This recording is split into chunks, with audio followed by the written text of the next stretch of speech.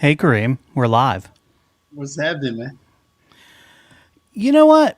Not too much. I was going through all of the stuff that you have to do to get ready for the show, and then I realized, oh, I haven't sent the link to these guys so they can join. And I look, and Jason sent me, "Are you okay?" It's like, just stupid. That's all. Well, I mean, we are starting at 7:35 was the time I set to start, so we are actually starting on time. So that's not an issue. But it's just so crazy. Just so crazy. Yeah, what are you gonna do? So welcome to the show, everybody. Jason is just joining us now. He's putting his headphones on. There he is. Aha! Now he's plugging in so we don't hear me in two spots. There we go. Welcome in, Jason. We're live. Hey. Yeah. Do I look like I'm glowing? Are you glowing? I'm using my phone as the camera, and I've got a light on me, and I've been playing with it because obviously I'm at home. So there we go. A little too gingery is what I was thinking. I was looking like. I don't know that that's a thing, but You look like you're almost sunburned in the wintertime. right.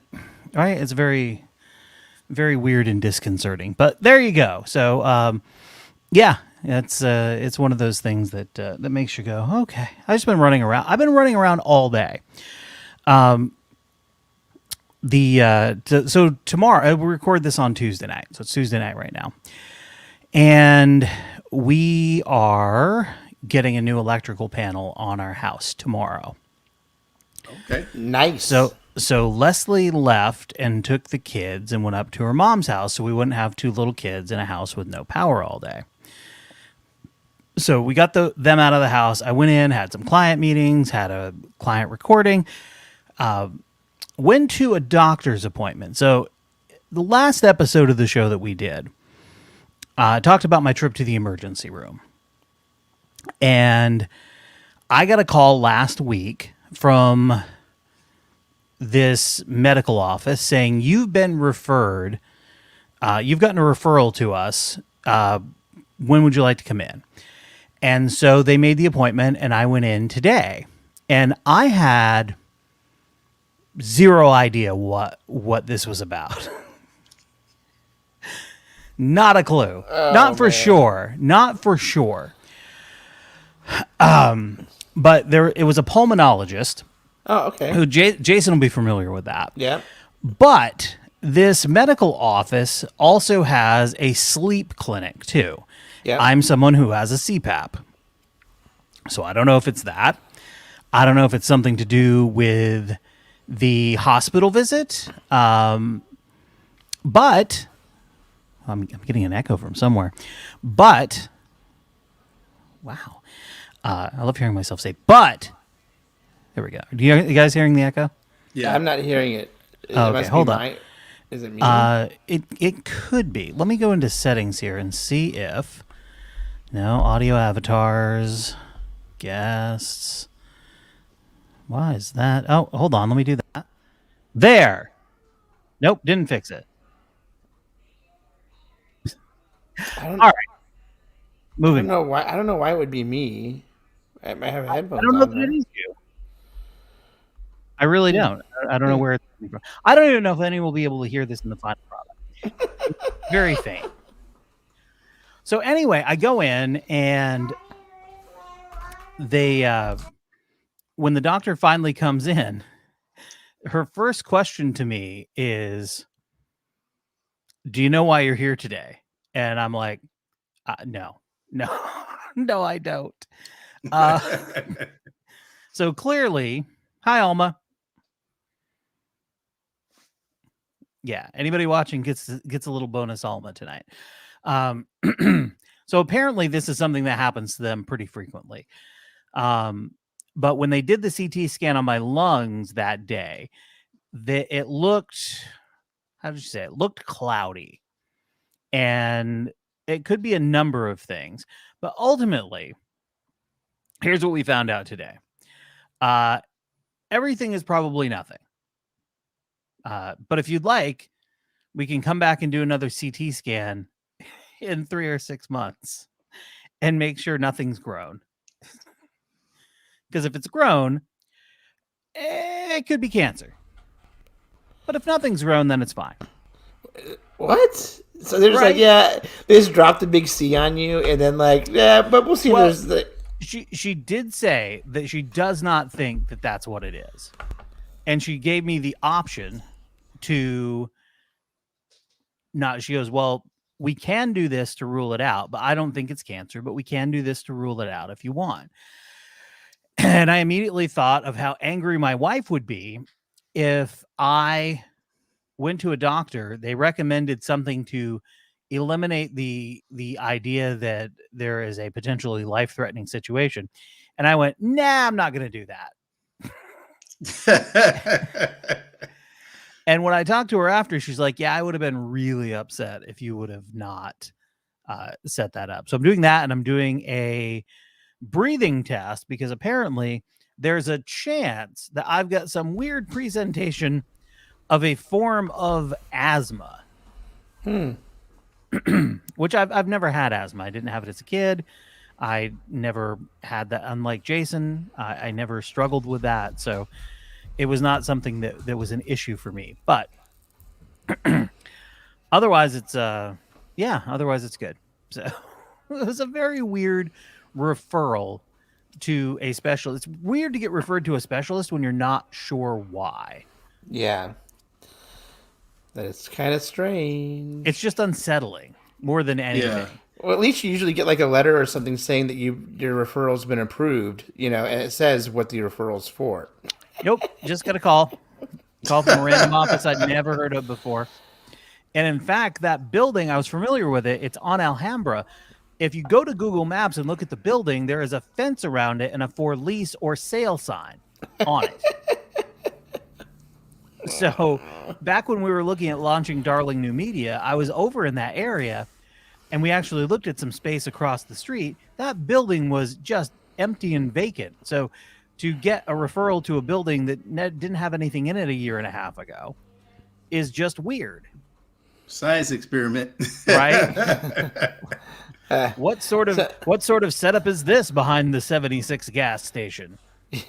So it's on Alhambra, you said? Yeah, Alhambra. Right? You know where not Alhambra. whatever. No, my wife and her family call it Alhambra, and I'm like, that's so East Coast of you. So non-Sacramento Californian of you. Don't you know we speak say everything like with English? If there's ham in it, I'm saying it. That's what I'm saying. Alhambra. When I moved here, I to work at a TV station in news, so you learned how to pronounce things. Yeah. Well, my wife would argue with you for 15 minutes. At least she your does with wife's me. wrong. That's what I told her. I told her I was like, you don't go to New York City and say, south of Houston Street. Like nobody says Houston in New York City. It's the same thing. There are a lot of things. So, like in North Carolina, the city is pronounced Charlotte. If you go to Vermont, the city that's spelled the exact same way is pronounced Charlotte. Yeah. Yeah. Okay. Yeah. It just is. It just is. That's just the way it is. So yeah, that was my day today. That's why I completely forgot to send you guys the. Well, that's a good excuse. Right? I'm like all over the place. And I went back to the office and I was in that weird place where I was like, I'm working in the office. I'm doing some things there. I'm like, I can stay here and I can do the podcast from here and everything is set up there. But when I finish, I then have to come home.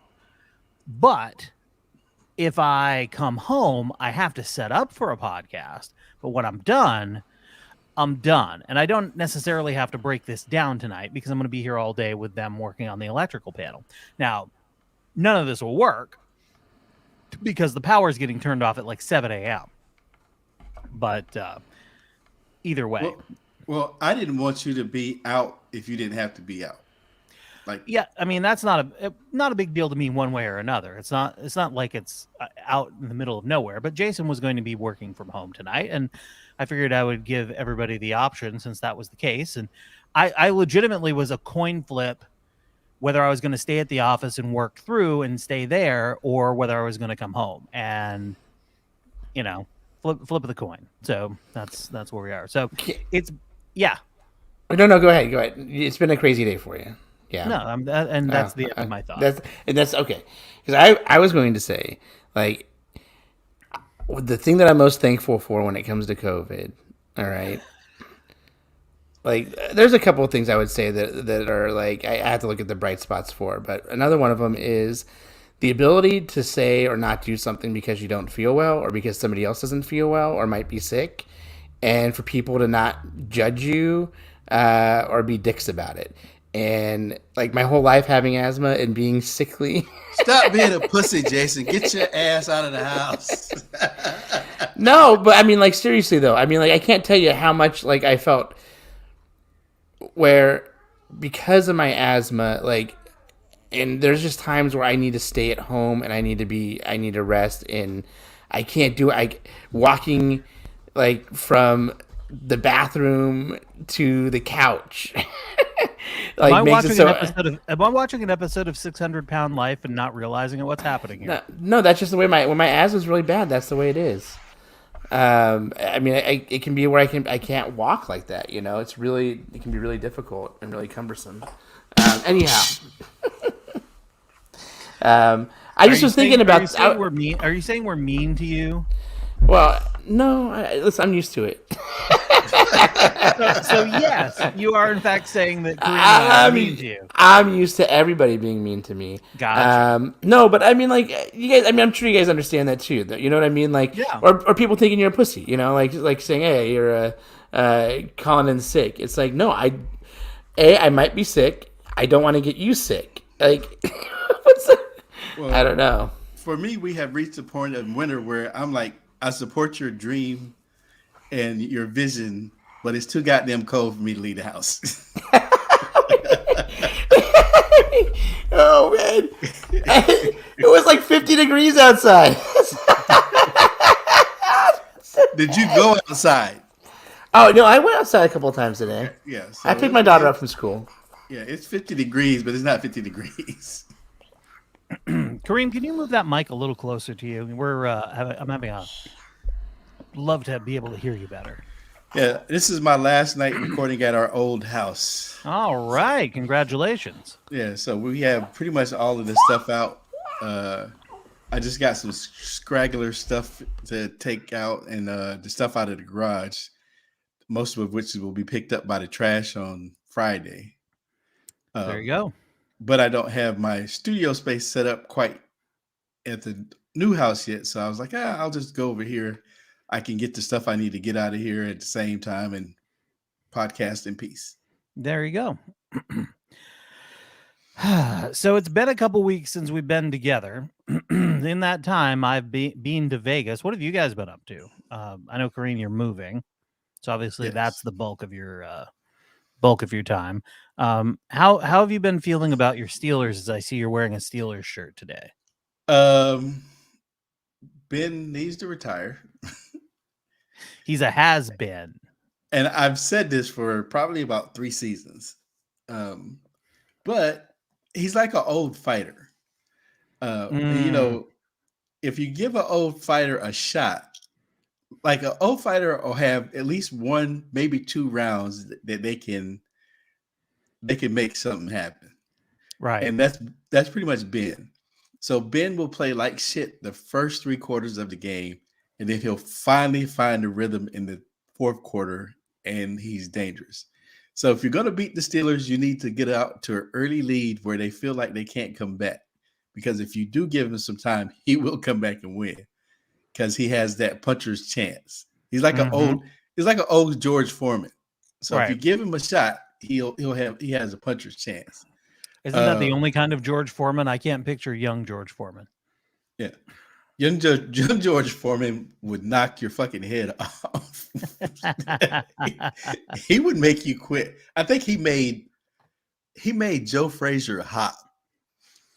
And if you ever seen somebody getting beat by their parent with a belt, and you seen him skip around the room, that's how he beat Joe Frazier. Wow. Wow.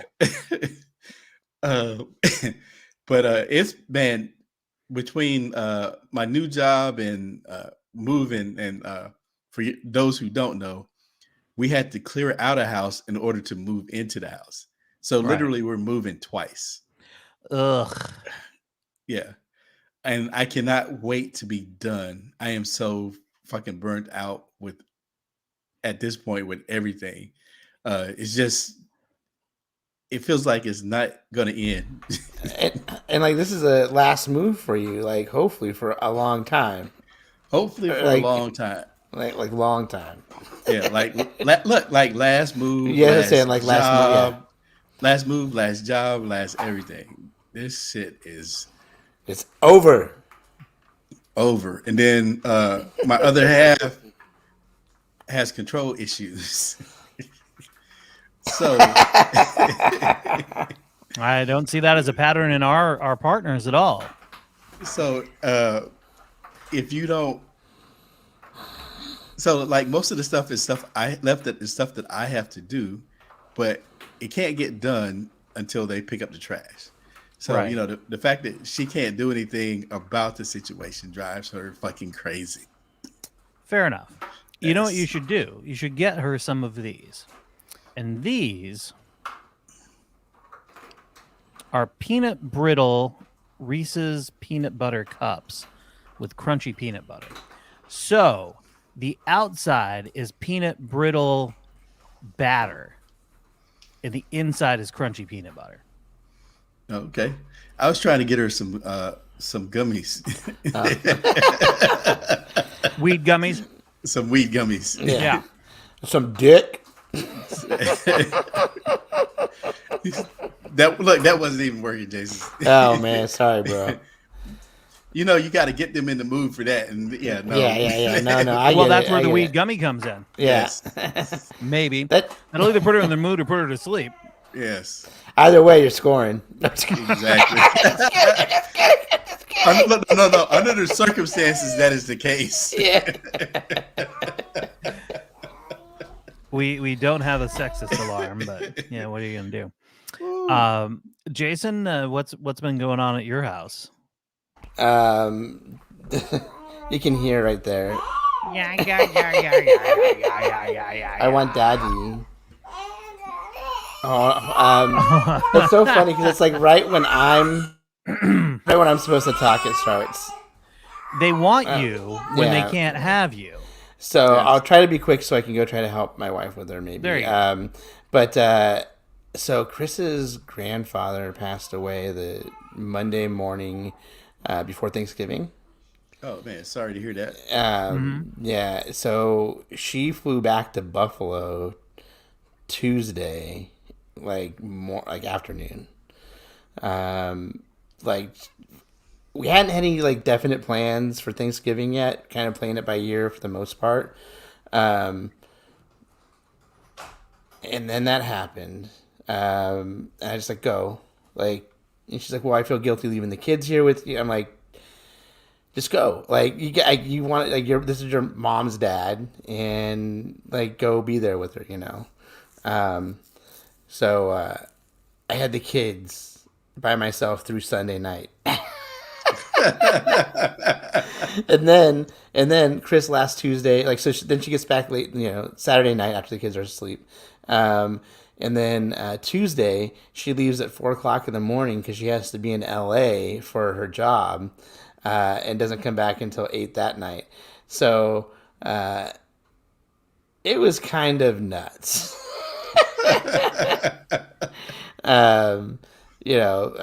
But I did it. You know, I was able to succeed at being a dad and not killing my kids for, 6 full days or. Yeah, and yeah, when you got two little ones like that, it's a lot. One of the things I did get done, and then My mom came over and watched the kids for a little bit, like on that Wednesday before on Thanksgiving, the day before Thanksgiving, and I went to the store and got a chicken and got stuff to make cranberry sauce and all that type of stuff, and made like a full chicken, so it looked like a turkey, but I wasn't gonna cook a whole turkey for my daughters and I. You know what I mean? Right. Because I was invited to Thanksgiving and then uninvited to Thanksgiving. So like I thought like so after Chris had left, I was like, oh, what am I gonna do? The kids have to have something. If Chris isn't here, like now I really screwed it because I don't have anything to do it, you know. So then I get a call later on, and there's somebody invites me to go to Thanksgiving, and I'm like, all right, yeah, I'll go. That thank you very much. We'll be there. I tell the kids about it. I'm like excited about it, and then I get called back and told like, actually, you can't come. What? What the fuck? Who would invite somebody to Thanksgiving? It was a situation where a specific family member that hadn't been seen for a while didn't feel comfortable with so many people being there. So the fact that it was somebody's direct like parent that they hadn't seen and was like, well, let those people come, and I'll stay at home. I'm totally understanding of it, but it's still a bunch of stuff to still deal with on top of each other, But then I was like on a mission, and I was like, fuck this. I'm not gonna let anything happen. Like I'm gonna get this done. And Alex wasn't around, so Alex couldn't hang out with me like the whole time. You know what I mean? Like otherwise, he would have been living here with me pretty much. But I did it, dude. I made I smoked the chicken. Turned out great. I made my own. I did like some store bought stuff. But I made my own cranberries. A maple syrup cranberry sauce, which was amazing. I didn't even know it was possible. What else did I make myself? The potatoes, macaroni and cheese. So yeah, I felt very accomplished that I was able to get all that done by myself with the girls and like have something on the table by like 4:00. Made me feel like a dad, a man, a provider, all that good stuff. All right. Oh, Yeah, we went to a restaurant. yeah. I had a migraine. I didn't do shit. Yeah, we did. We went to Delmonico's. At I believe the Venetian or the Palazzo, one of those for Okay. Thanksgiving dinner. It's a delight. Yeah, nice. Had a nice steak. Nothing like a nice steak on Thanksgiving, and that was also our anniversary. So 5th anniversary in the books. yeah. Happy anniversary. Oh yeah, Thank you. Chris and I's 7th anniversary, and we spent it with her. It was fine though. It sounds sad, but everything was awesome. Like I'm actually in a pretty good place. Well, that's good. I mean, it's important to have a good attitude about such things. You mentioned Buffalo. I don't even remember who won the Monday night game. That's how unplugged from sports I am, unless I'm really paying attention. The Patriots won and only threw the ball 3 times. You know what's funny? funny? You serious? Here's how out of touch I am. I'm looking at my iPad of NFL.com up, and because I have not refreshed the page, it still says Monday at 5:15 p.m. There was not a score. Yeah, I didn't watch the game. So we went and picked up our Christmas tree last night. Right.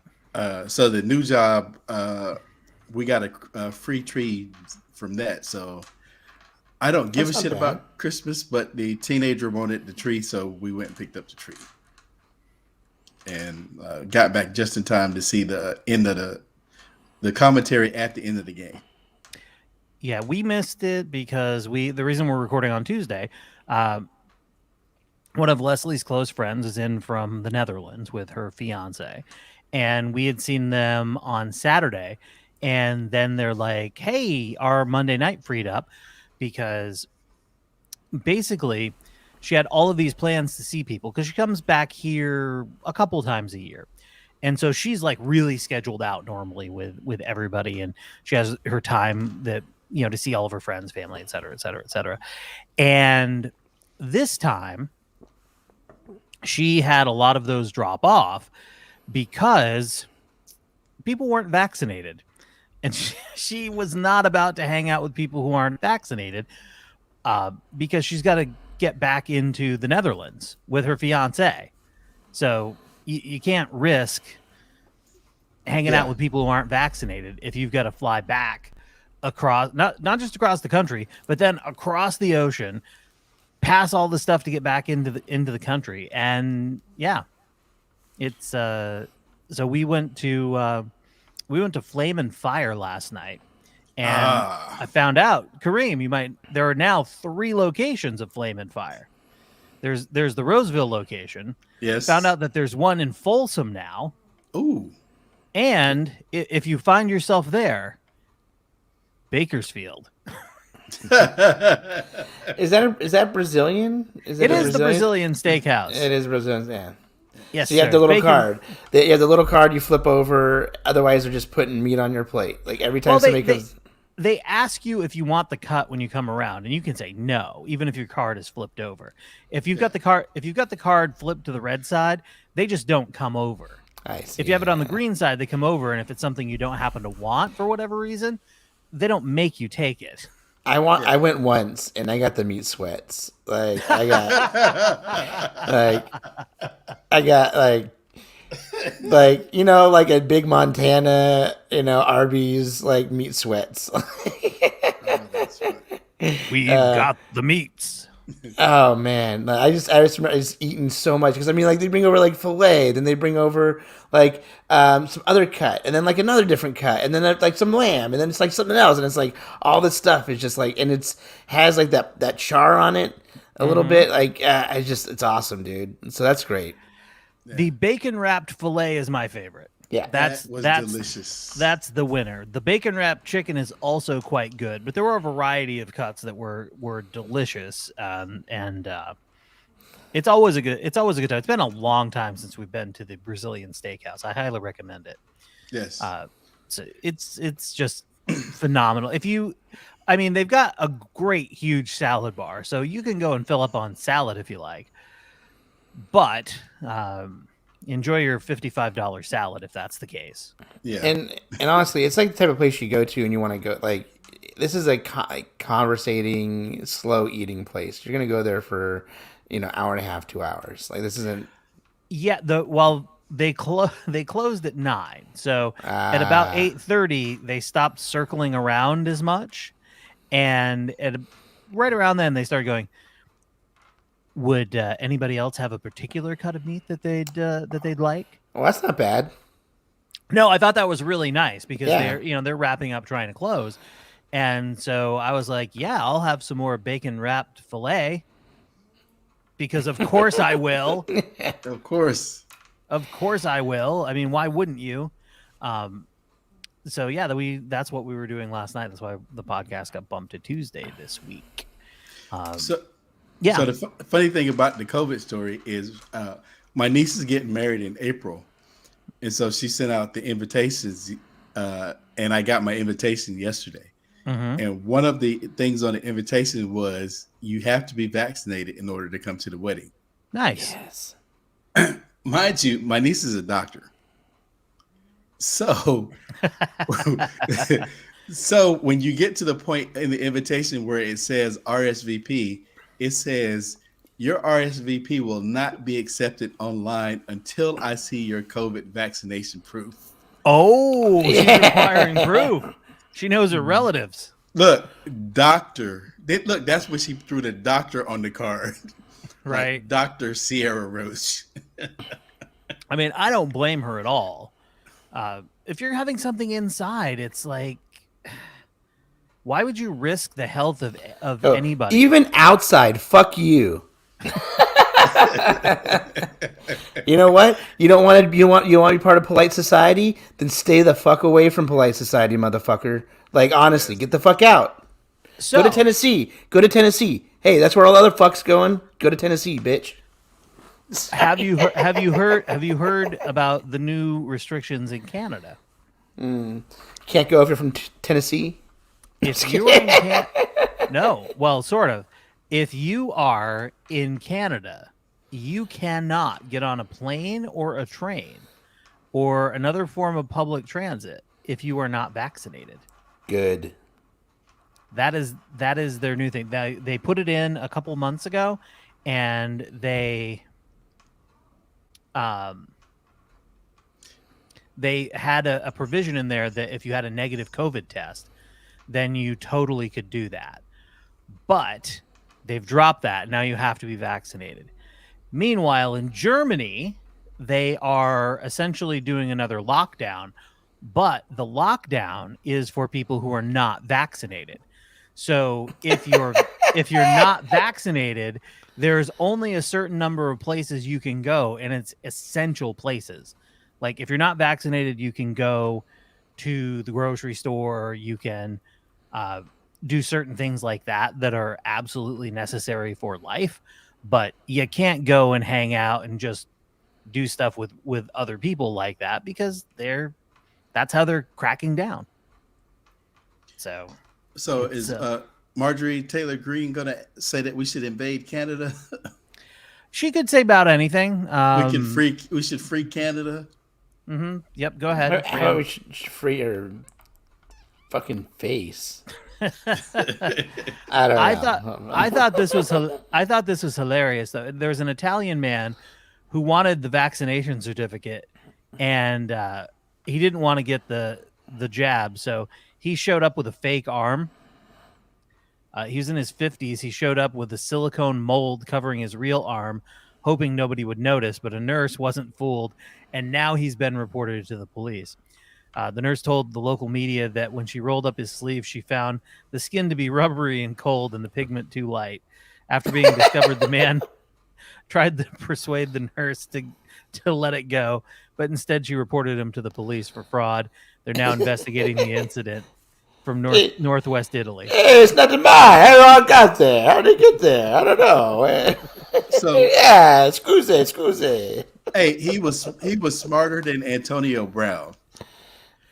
So Antonio Brown has been suspended by the NFL for 3 games and possibly going to be brought up on federal charges for presenting a fake vaccine card to the NFL. Yeah, well, no one's ever accused Antonio Brown of being the smartest guy. Oh, that's not the dumbest shit. The reason why we know this is because he didn't pay his personal chef. That's always the way when you don't pay your personal chef. Didn't pay his personal chef, and he ratted him out. Right. Well, when you do somebody wrong, that's what happens. Some more COVID stuff. This was on TikTok. So there was an influencer in LA and she's the first person you hear talking. The other person is an older lady. And this Instagram influencer has the biggest silicone lips you can imagine. She's clearly had Botox. And she is so she's going to be talking first, and then this older lady will be responding. My body, my choice to get the vaccine or not get the vaccine, and I decided I don't want to inject anything into my body that I don't know was not maybe perhaps tested. Meanwhile, this older lady is doing this. She's drinking tea and looking around. It's hilarious. So that's my decision.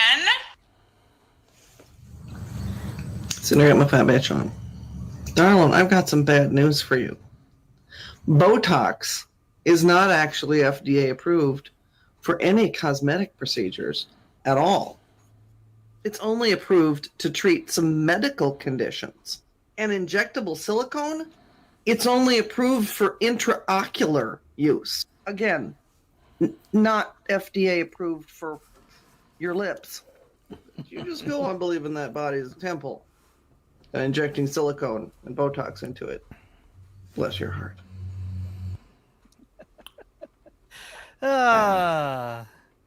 That amused me. I don't get it, man. I don't get it. I mean, like, I know people that are anti-vax that are into getting botulism injected into them. Like, Look, I told y'all from the beginning, it's not anti-vaxxers. Don't tell me what to do. Yeah, for a lot of people.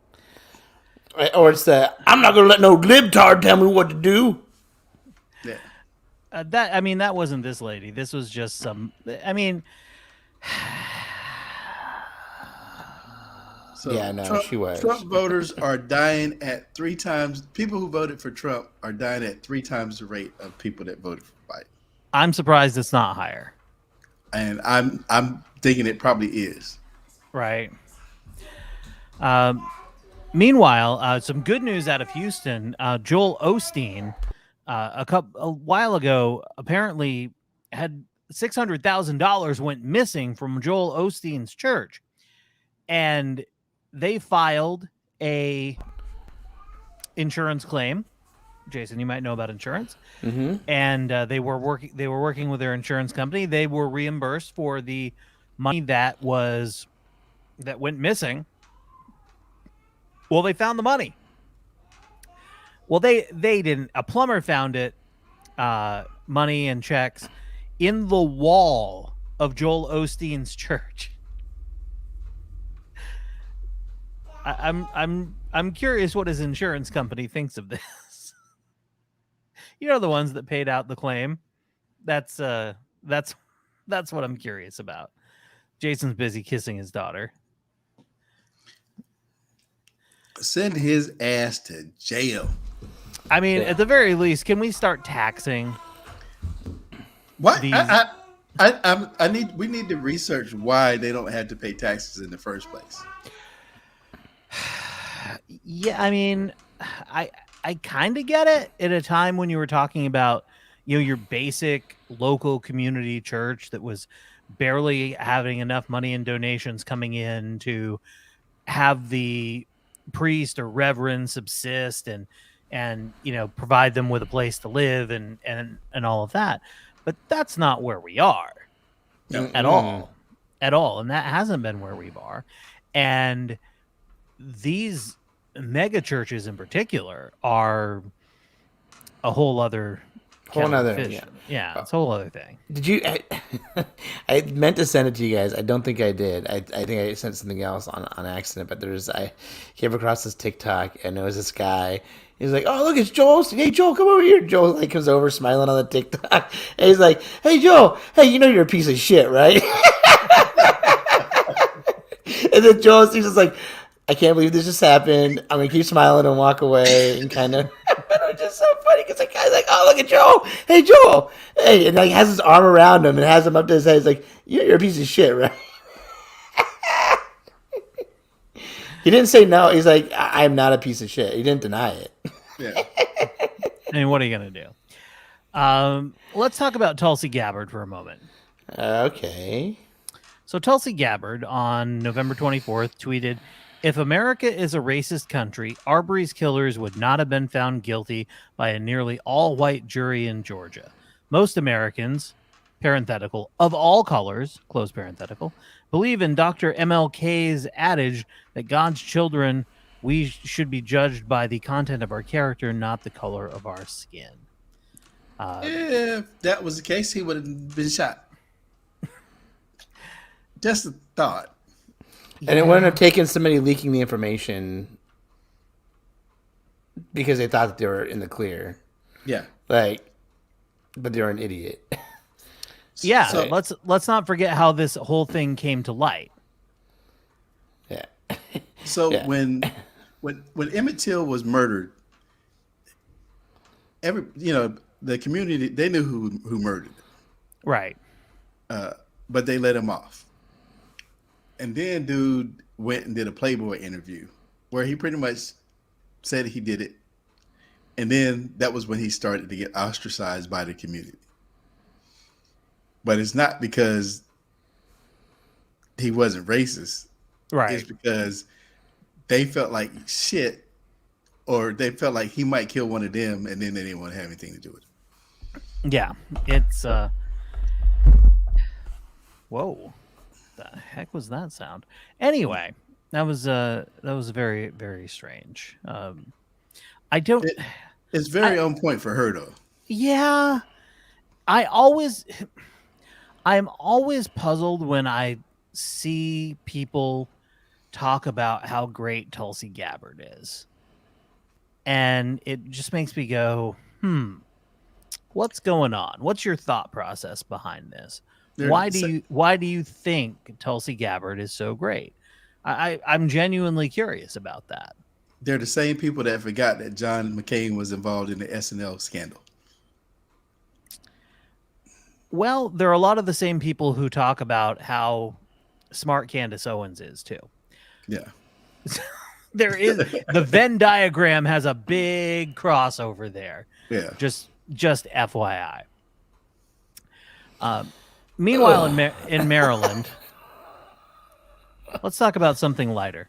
A nearly 10,000 square foot house, so about the size of Jason's, in Dickerson, Maryland, which is an hour west of Baltimore, was engulfed in flames when the homeowner tried to smoke out a snake infestation on the property. Did you say snake infestation? That's what I said. That's what I'm reading from MSN.com.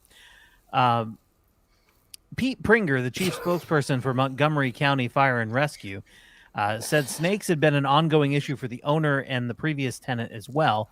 Coals were used as a heat source for the smoke, but they were placed too close to combustible materials, eventually setting the house on fire. It started in the basement and quickly spread through each floor, engulfing the multi-story home. That's according to CNN affiliate WJLA. Oh. Did the snakes get away? I don't know. No, they did not. I'm just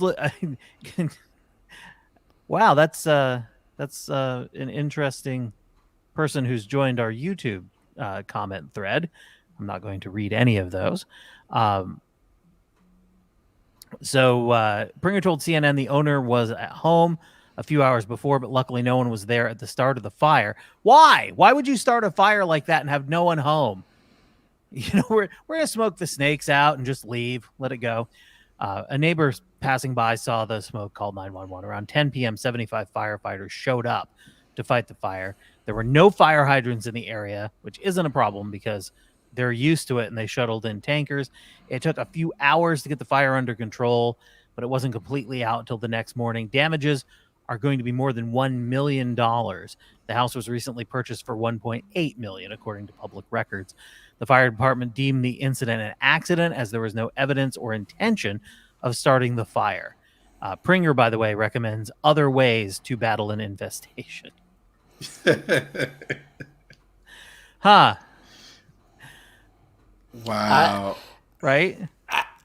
Ask me, like, do you think that this is a covered loss? Do you think this would be something that's a covered loss for that home?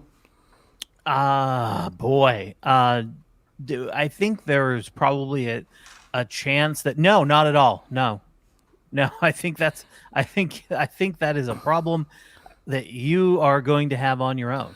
No, because it wasn't done on purpose and it wasn't done to burn down the house for insurance money or things of that nature, and it had to do with something else and was an accident, it would be covered because it's not expressly excluded. Accidents and being stupid can be covered on a policy. But that would be considered, your stupidity is covered. I mean, like, listen, if you left your a candle burning on your piano, all right, and it was a wooden piano and there's nothing to protect it, and it burned down the whole house and the piano and everything, that would be covered. This right here was not done in such a way that it was done to get rid of vermin. It's stupid. And I guarantee you they'll try to figure out a way to get out of it. Right. But, like, stupidity is not excluded. Fair enough. That was Jason's insurance corner for you. There you go, guys. Now you know. Knowing's half the battle. Right. Well, you are your stupidity insured. Yes. Crazy things. Major League Baseball is in the middle of a lockout. What? Mm-hmm. Yep. Locked out. Can't do nothing.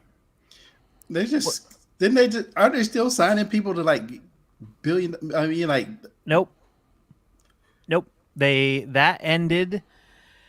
The last signings that they had would have been about a week ago, as we hit the deadline and the collective bargaining agreement that was in place expired.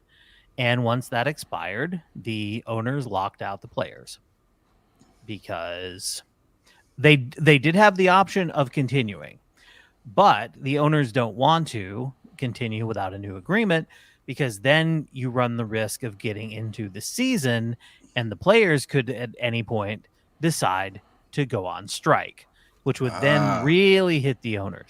Right now, there not being any baseball doesn't cost the owners that much money, because what are they losing? They're not losing any gate revenue. They're not losing any television revenue at this point. That's not an issue.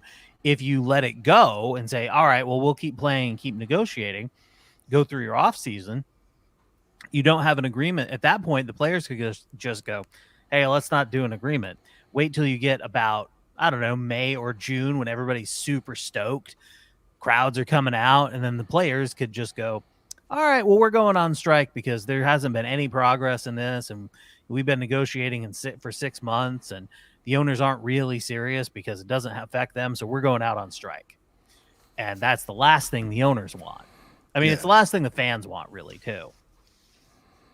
But yeah, there was a huge rush just before the collective bargaining agreement, and then that all stopped. The one thing that I found out today that's interesting is the teams can still talk to each other about potential trades.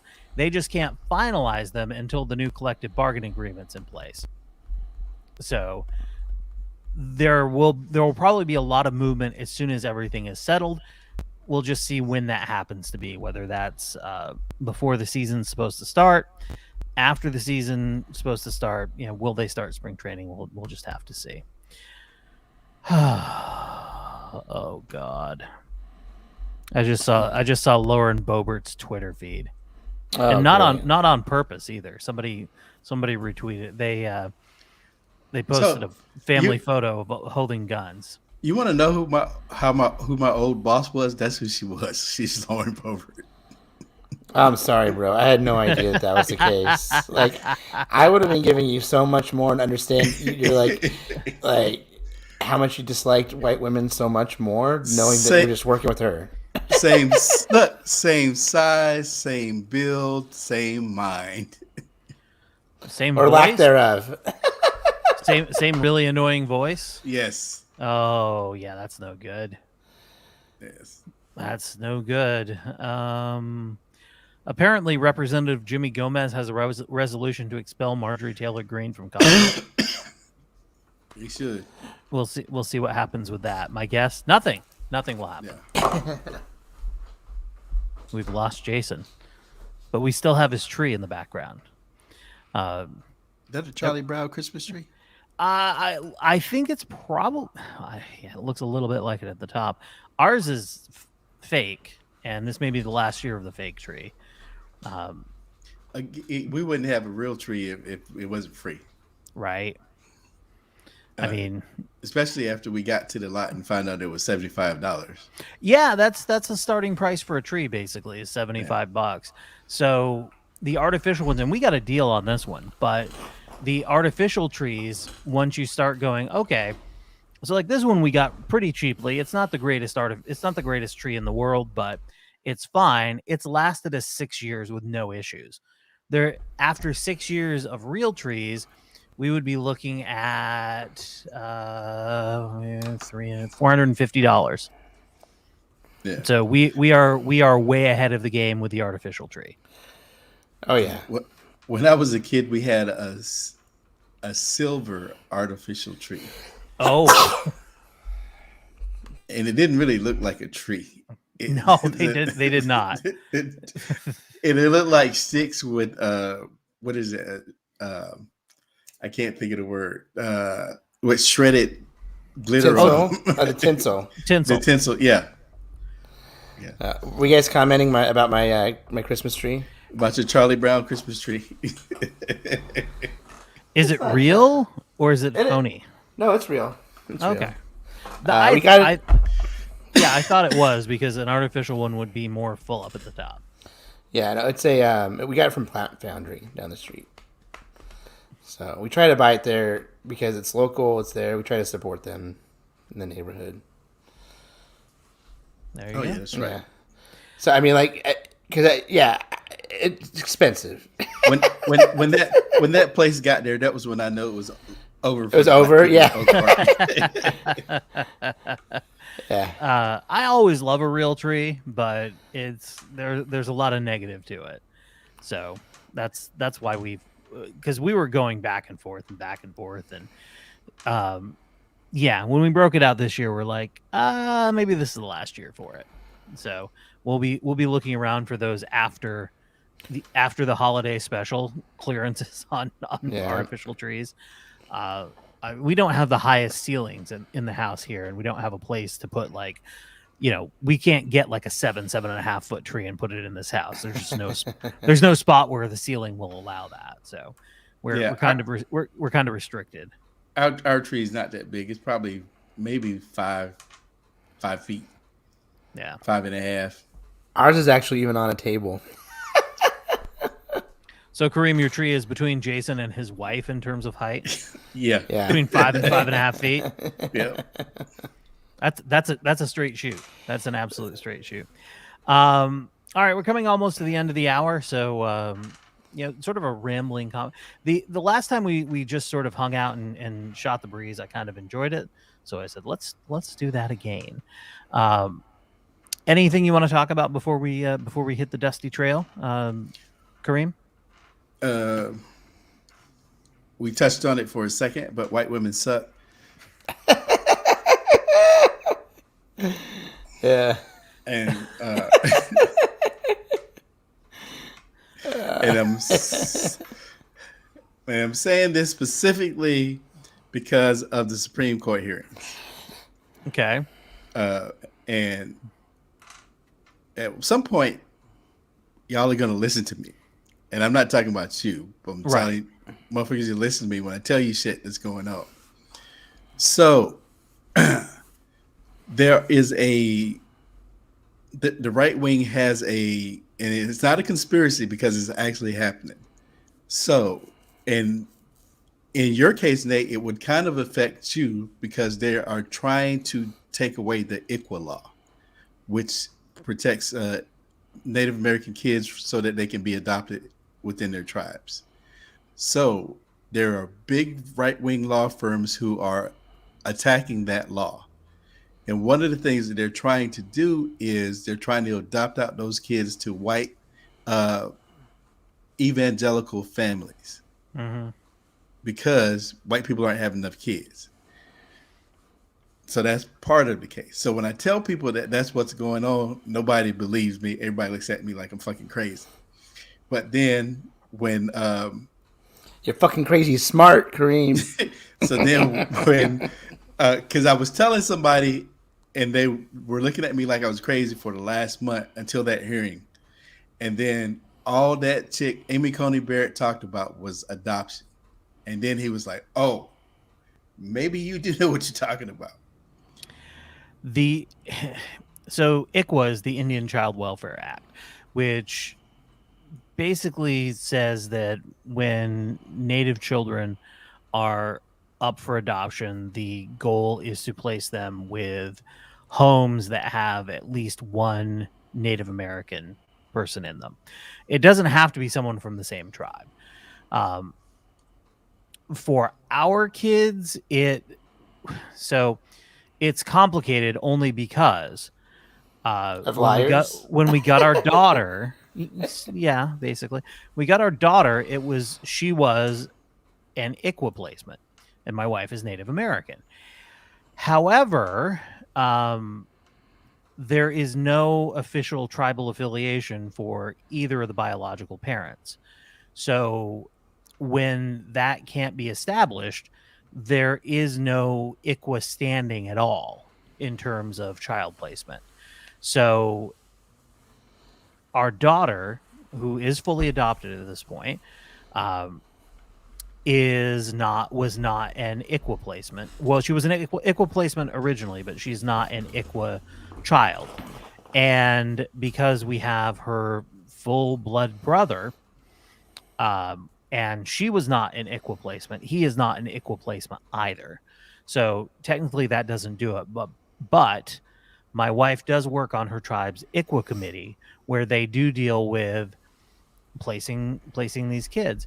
And for a long time, what Kareem is talking about was happening. These kids were being taken out of the tribes and being given to white families. And it was an attempt to sort of erase their culture.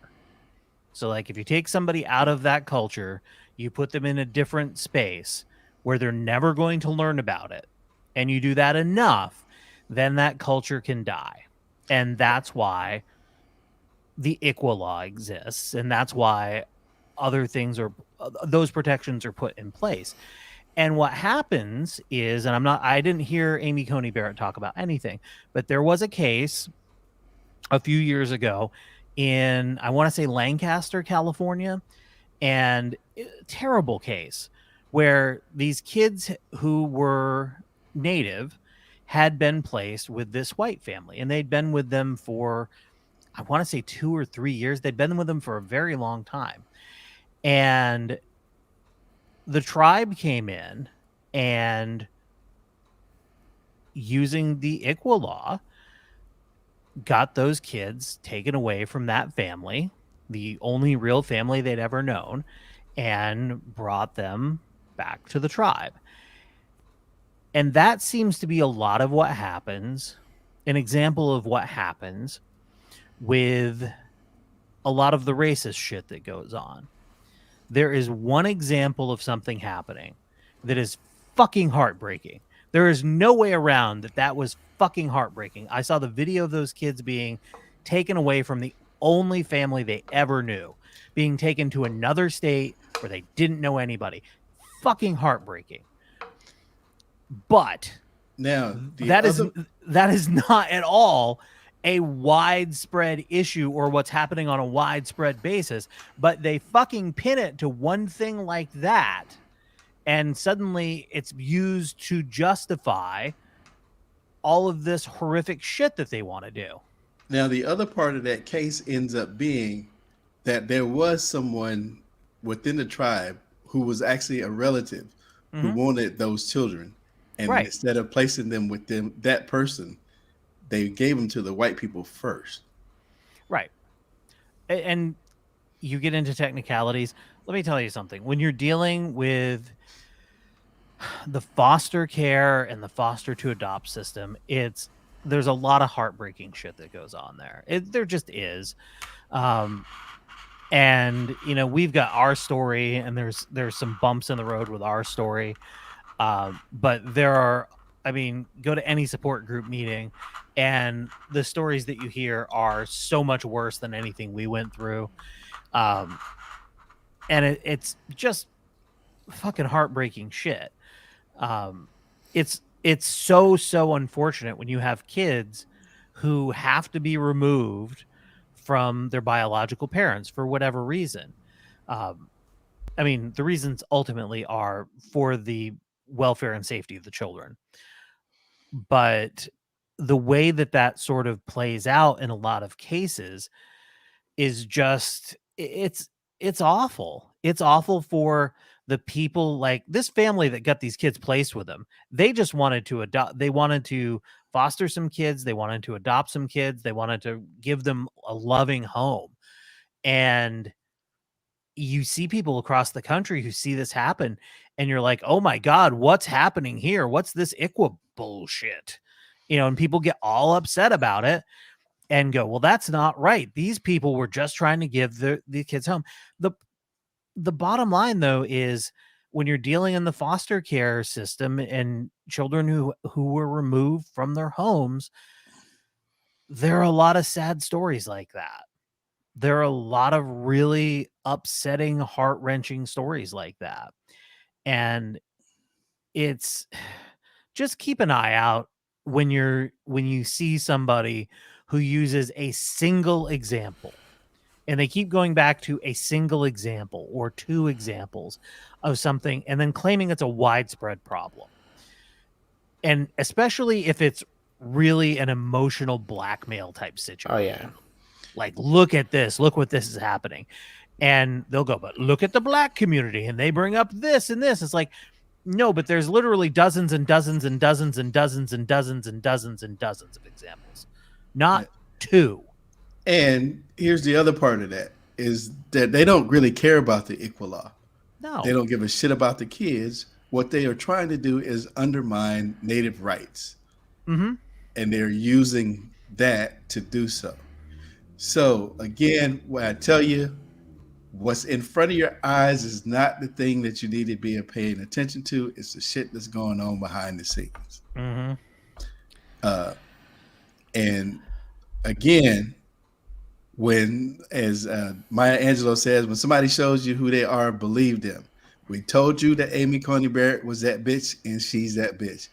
If Roe versus Wade gets overturned, a lot of these motherfuckers that went to Texas to get away from California, guess what they're doing?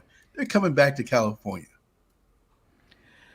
It's Texas is not the greatest place on earth, unless you want to burn shit in your backyard. Yeah, it's one of those things where you see, like, when we're talking about the foster system and whatnot. I mean, it's so, there's not a national system for it, right? I mean, it's a city, county, state type of thing that has funding from the feds, but primarily it's separate and different every state and county. I mean, right? It's state by state, and then each county runs their own. And it's very interesting. We a couple weeks ago, we were having dinner with some of Leslie's friends, and one of them works as a lawyer in the foster care system. And we were talking about, some of the things that happen. She's like, you don't have a law about this? And we're like, no, I've never heard of that. And she's like, you don't have a law like this in California? And we're like, we don't. There's nothing like that here. That's something that we would have definitely looked into, but no, there is not. So the type of thing, because what I was saying was, as foster parents, you don't really have any rights. You don't. In other states, it's a little bit different. Apparently, there are laws put in place for the protection of foster parents, but ultimately it's about what's best for the kids.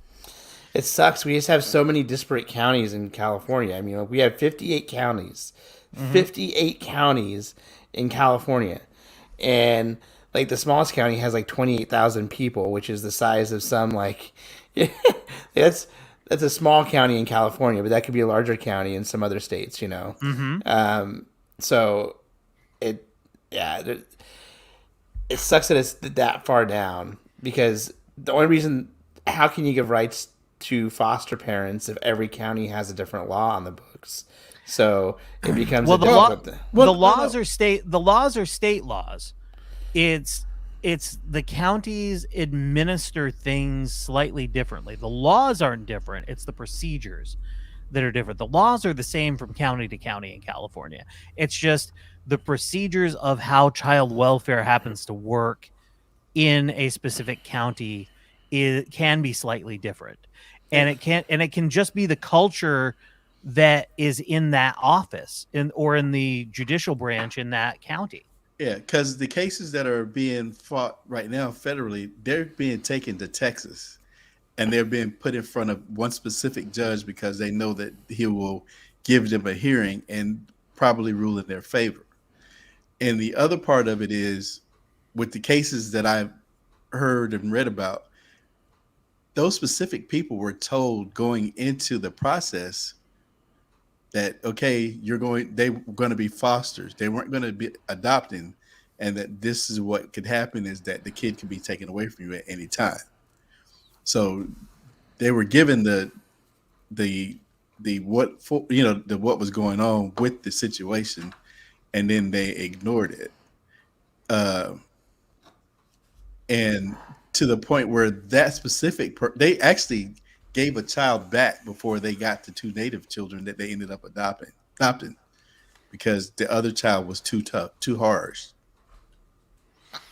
Well, and that's the thing with when you're talking about fostering kids, if you're quote unquote fostering to adopt, every step, unless you get a kid where parental rights have already been terminated, then the goal is always reunification with the biological parents. That is the goal.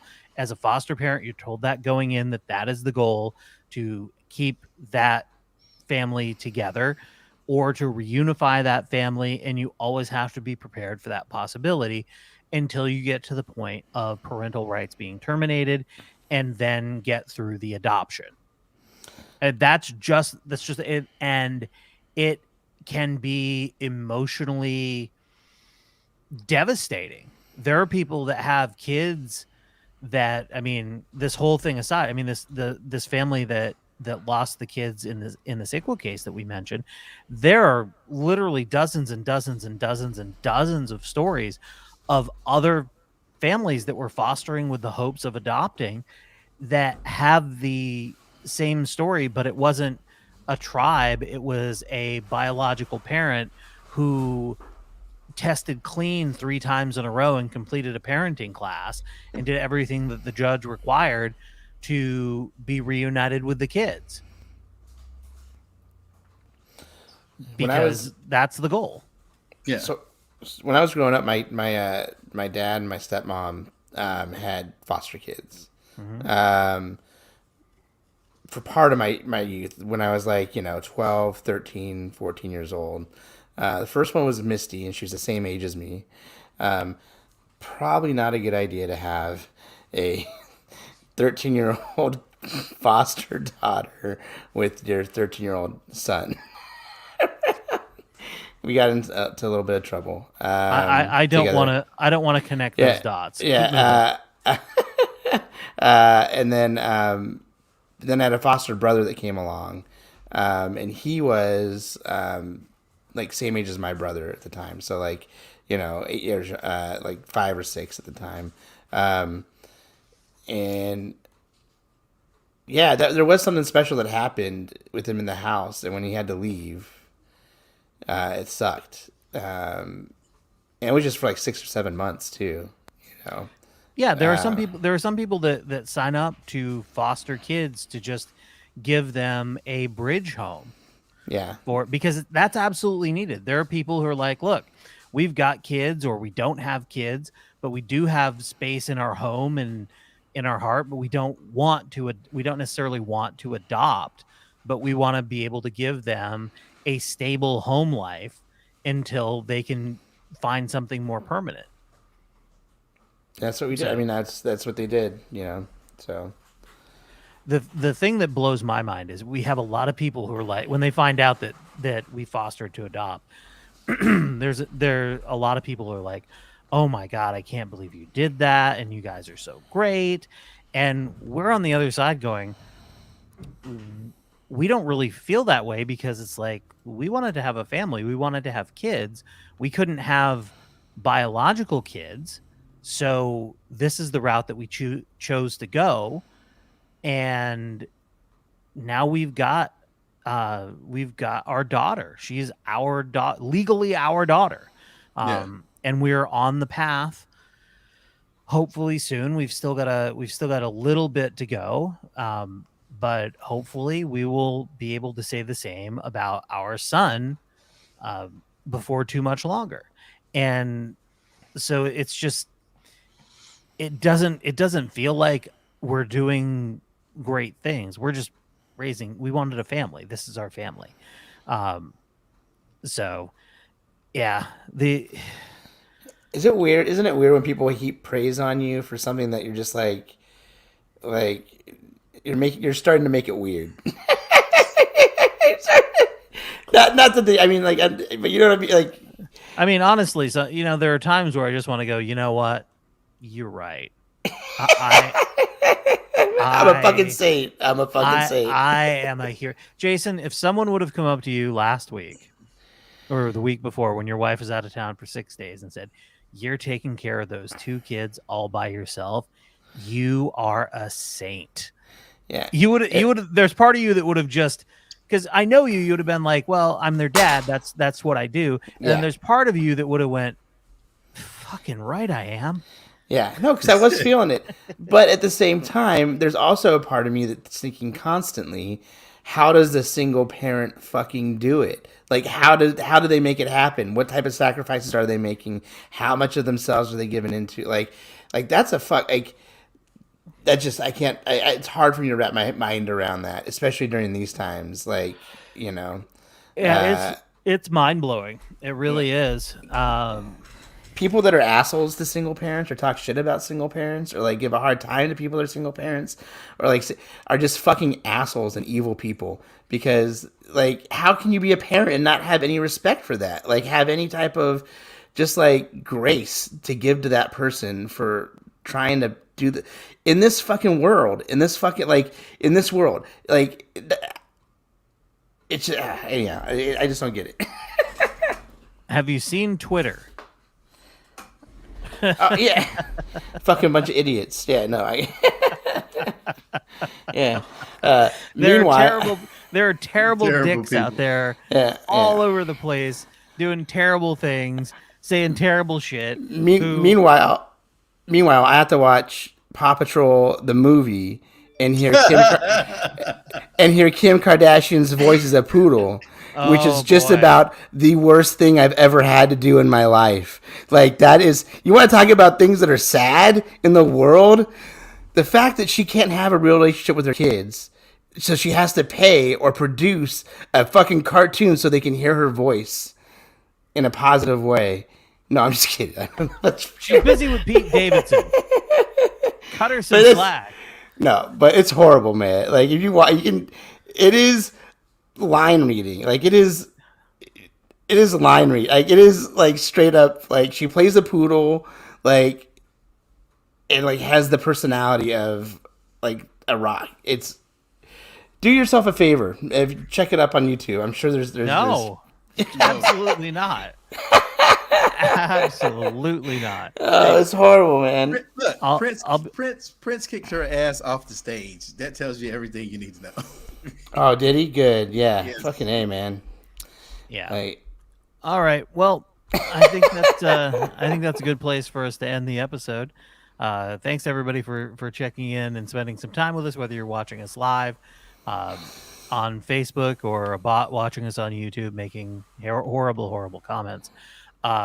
Thanks for checking in. I don't know. Yeah, holidays are coming up, so we'll be a little bit sporadic over the next few weeks because it's the holidays. Spend some time with your family and enjoy them. But hopefully we're back next week with another new episode. For Kareem and Jason, I am Nate. Y'all have a wonderful day, and don't be an asshole, for goodness sake. Bye.